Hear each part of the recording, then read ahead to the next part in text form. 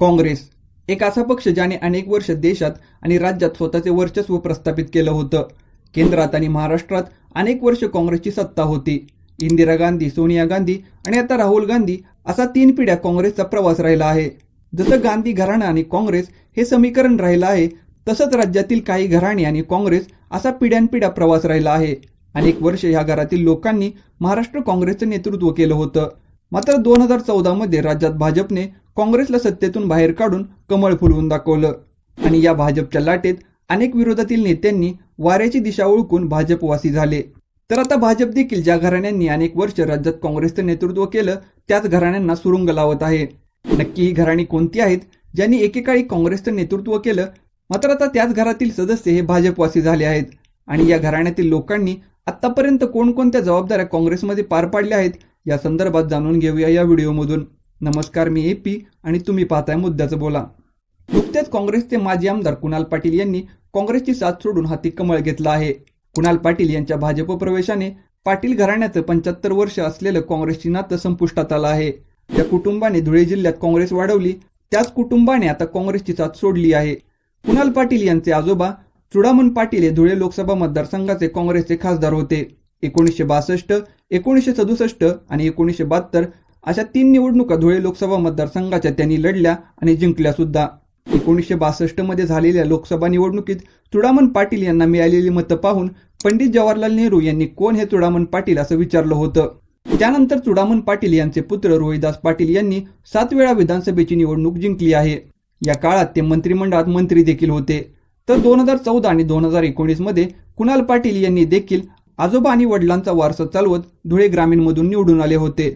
मात्र 2024च्या विधानसभा निवडणुकीत कुणाल पाटील यांचा पराभव झाला. कुणाल पाटील हे राहुल गांधी यांचे जवळचे सहकारी समजले जायचे. कुणाल पाटील यांनी पक्ष सोडत असताना जनसेवेसाठी आपण भाजपमध्ये जात आहे अशी प्रतिक्रिया दिली आहे.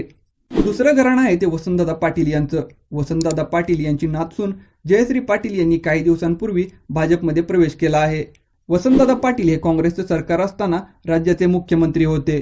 वसंतदादा पाटील यांच्या नंतर त्यांच्या पत्नी शालिनीताई पाटील या AR अंतुले यांच्या मंत्रिमंडळात महसूल मंत्री होत्या.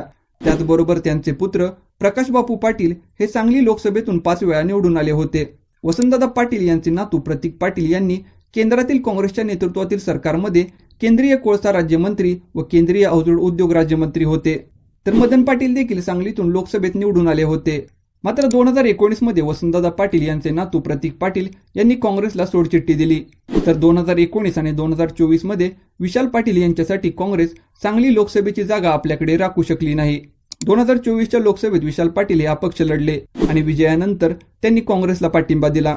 2024च्या विधानसभेत काँग्रेसने जयश्री पाटील यांचं तिकीट नाकारलं. जयश्री पाटील यांनी ही निवडणूक अपक्ष लढवली, त्यामुळे काँग्रेसने त्यांच्यावर निलंबनाची कारवाई केली व मागील काही दिवसात जयश्री पाटील यांनी भाजपमध्ये प्रवेश केला आहे. तिसरं घराणं आहे ते शंकरराव चव्हाण यांचं. महाराष्ट्राचे माजी मुख्यमंत्री अशोकराव चव्हाण यांनी मागील वर्षी काँग्रेसची साथ सोडून भाजपमध्ये प्रवेश केला होता.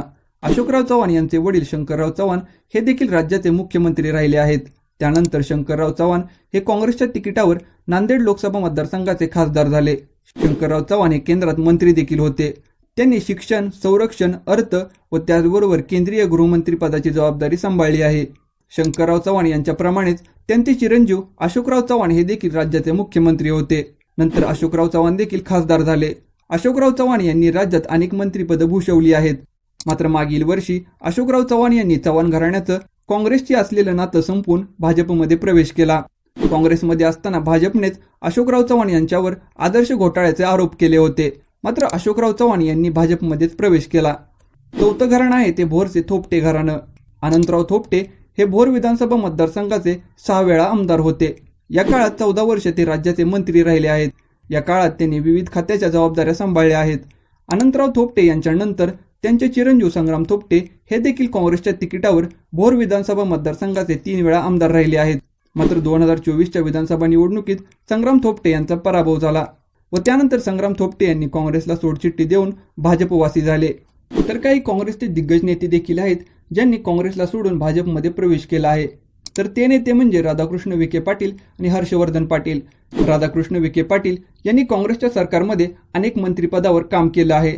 तर हर्षवर्धन पाटील यांनी देखील महाराष्ट्र सरकारमध्ये अनेक जबाबदाऱ्या पार पाडल्या आहेत. हर्षवर्धन पाटील हे सध्या शरद पवार यांच्या राष्ट्रवादीत आहेत. तर काही नेते असे देखील आहेत जे पडत्या काळात अजून काँग्रेसमध्येच आहेत. ते म्हणजे बाळासाहेब थोरात आणि पृथ्वीराज चव्हाण. मंडळी, काँग्रेसची निष्ठावंत म्हणून ओळखली जाणारी घराणी आणि काँग्रेसमध्ये अनेक वर्ष काम केलेले नेते काँग्रेसची साथ का सोडत आहेत? यामागची कारणे नक्की काय असू शकतात? याबद्दल तुमचं मत काय आहे ते आम्हाला कमेंट बॉक्समध्ये नक्की कळवा. आणि व्हिडिओ जर आवडला असेल तर अशा नवीन व्हिडिओ पाहण्यासाठी मुद्द्याचं बोला या यूट्यूब चॅनलला सबस्क्राईब करा.